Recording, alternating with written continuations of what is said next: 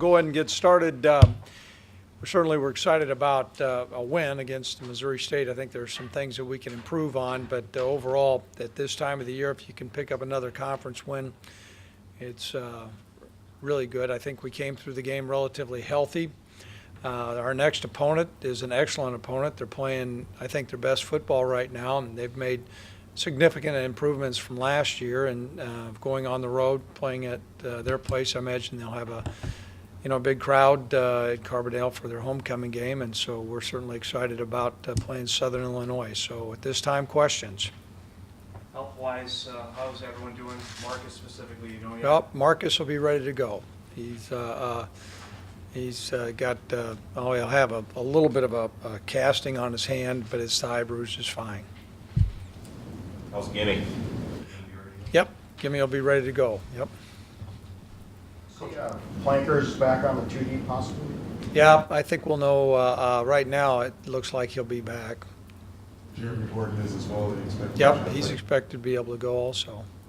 Southern Illinois has defended the run pretty well this year, but it looks like they give up some passing yards. Just your thoughts on the defense? Well, a lot of it, Bubba Swigert, they put a lot of guys up the line of scrimmage and play a lot of man-to-man defense, and so as a result, at times some people, Northern Iowa got behind them, on a couple long plays.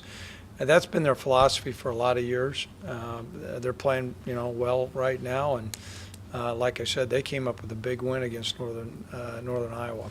You mentioned Bubba. When they put that staff together, there were a lot of guys with head coaching experience from this area. Do you know a lot of those guys? Oh yeah, we know a lot of them through the years. They're excellent coaches and really good people.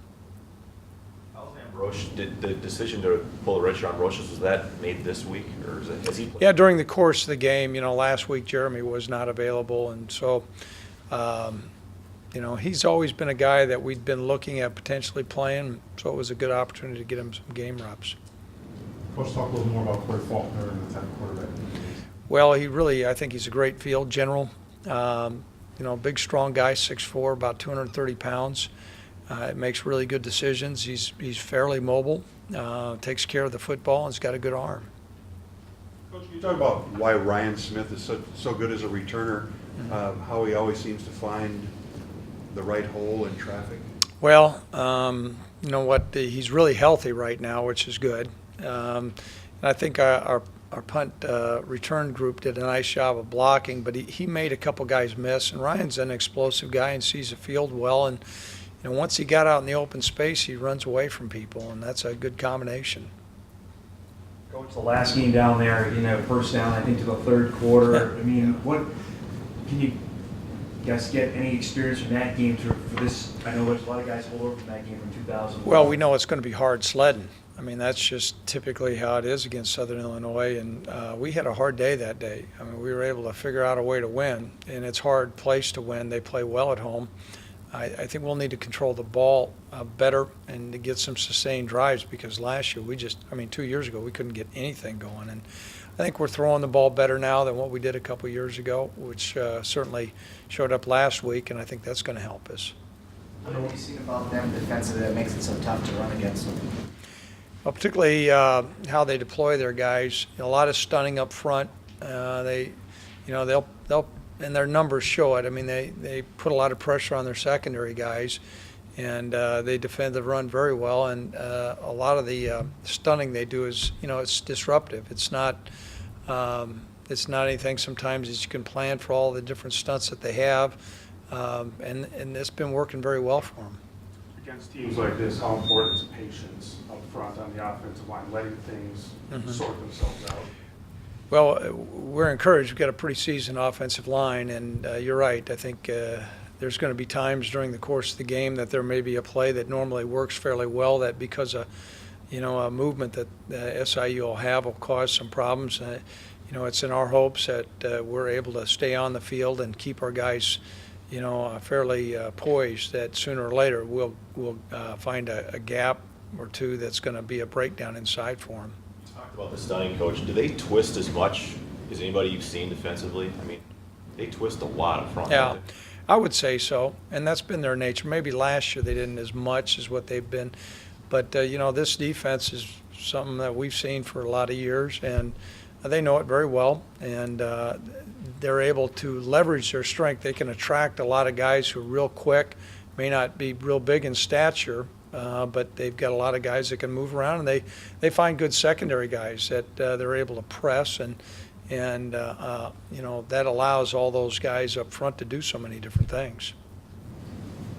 Is it almost a tale of two seasons for them? They allowed almost 600 yards to Eastern Illinois, then they beat the Jacks in Northern Iowa the last 2 weeks. Well, I think Eastern Illinois is a pretty prolific offense, and they're playing well right now. Teams change during the second half of the year. Injuries come into play. I think they're pretty doggone healthy. They're playing with a great deal of confidence right now, and they've beaten a couple of really good teams. And last week's win, to win the way they did in Cedar Falls, is very impressive. Had a tough time running the ball last week, Coach, against a strong team up front. Mm-hmm. Just seeing similar things from SIU. They'll play a nose guard, a 3-4 nose guard. That's similar. The style of 3-4 is different. Missouri State, they locked in. They had three big guys that you weren't going to move. You just weren't going to move. And it's not to say that these guys are not going to move, but the way they pose problems is significantly different. How would you break the play your secondary so far this season? Pretty good. Yeah, pretty good. I think we're playing fairly well.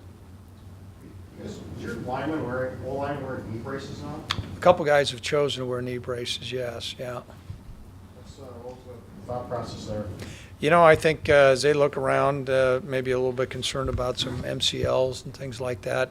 And the jury's out. We've always given our offensive linemen the option to do that. Any player can do that if they want to, and I think a couple of our guys are choosing to do that. I know a lot of schools say it's mandatory. We've not taken that approach. How far away do you think Carlton is from playing? Oh, I think he could be ready to go. Yep. Ready to go this weekend? Just Mhm. practice? Yep. I know you touched on this a little bit Saturday. We talked a little about the way Esley did filling in for Carlton. Oh, I thought Esley played really well. He's taken a lot of practice repetition. He hadn't played a whole lot, but it's been fun to see him out there, and getting ready to compete. Are teams throwing at Marcus now more than they have in the past couple of years, or is that probably he's always starting to defend the better? It's difficult to say how teams view Marcus. I know that people are throwing the ball downfield more, Mike, this year than they have in the past. Maybe some of it as our front seven, but it's not like we've gone into a game and then they said, we're just not going to throw it, Marcus. I mean, you can take a look at the tape. People are throwing the ball downfield. He's playing well in your eyes. The last couple of weeks, there's been a couple of times he's gotten beat. He's given up some yards.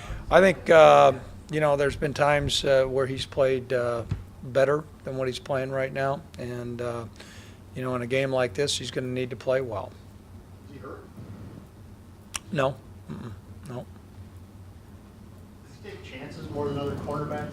Yeah, he does. And at times he's baited people, things like that. And a lot of times it's worked out well. Sometimes it doesn't.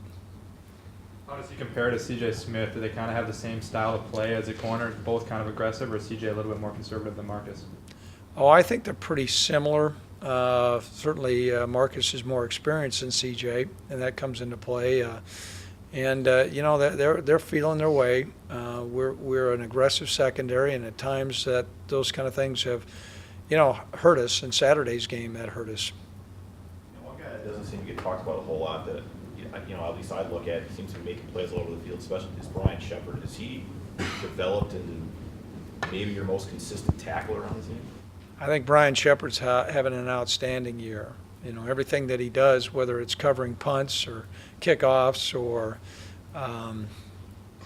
playing in the secondary, he's been, you go through and you find certain players that you go, wow, their last year they're having a great year. I would say Brian Shepard fits that category.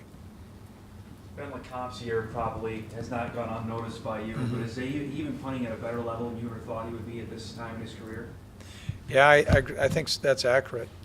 He's been very consistent. Every once in a while he'll miss one, but He's turned the field over several times punted the ball inside the 5.